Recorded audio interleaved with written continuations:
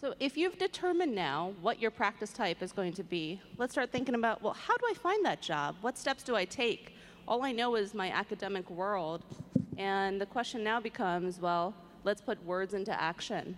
So today I have the privilege of having Dr. Priyanka Sood. She is a cornea specialist at the Emory Eye Center, which is her actual third position. So I'm sure she'll have some great insights for us. We have Amelia Rogoff with the Eye Group. She is an ophthalmic recruiter. And we have Dr. Alfredo Sadoun, who is the chair of Doheny UCLA. So Amelia, what key characteristics and details do I need to know before I start my job search? There's a lot. I think you really need to think about a few things. The first and most important thing, I think Dr. O'Brien mentioned it, that you need to be happy in the location. So I would say location is the most important thing for you to consider. Where do you have family? Where does your spouse have family? Do you have children? If you're newly married, I think it's important for you to really think about these things, because if you don't have children now, you're going to have children. Do you have the support of your family to raise your children? And Dr. Sadoun, from the academic world, what do you think is some of the important Well, first, I want to thank for the opportunity of being here. After a long career in academic medicine, I think the most rewarding thing that I've had is the relationships of mentoring, and I see a lot of people I've had a chance to have that with, and being invited to be part of this is part of that too. I guess I'm going to go back to something that Joan O'Brien also mentioned, which I think is a really key one. It's not that one big decision, it's lots and lots of little decisions.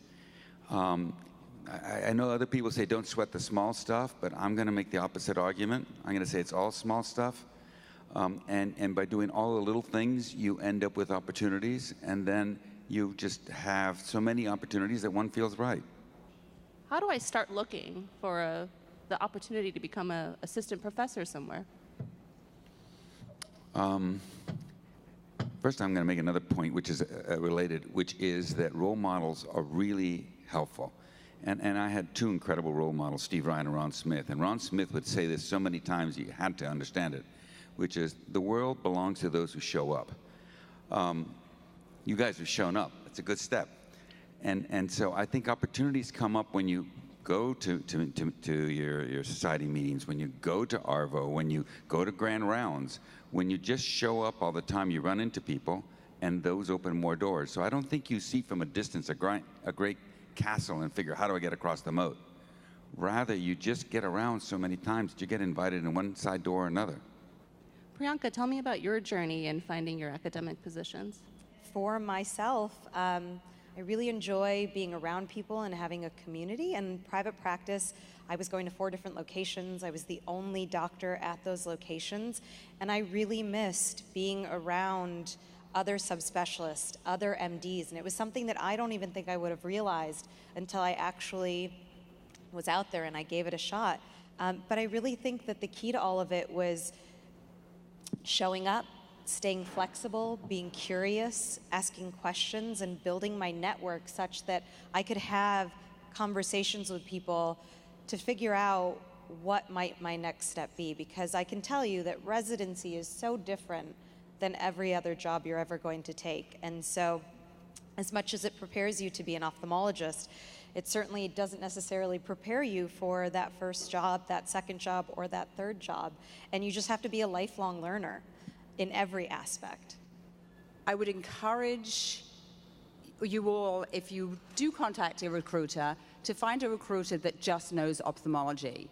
I can speak for my group. There's not that many groups that just do ophthalmology. They're all good. Doesn't really matter who you contact. And again, I encourage you to go through whichever avenue that you can. When I am comparing, or a young ophthalmologist is comparing academic jobs, what are some of the details that they should pay attention to, and what actually can be negotiated? What is flexible?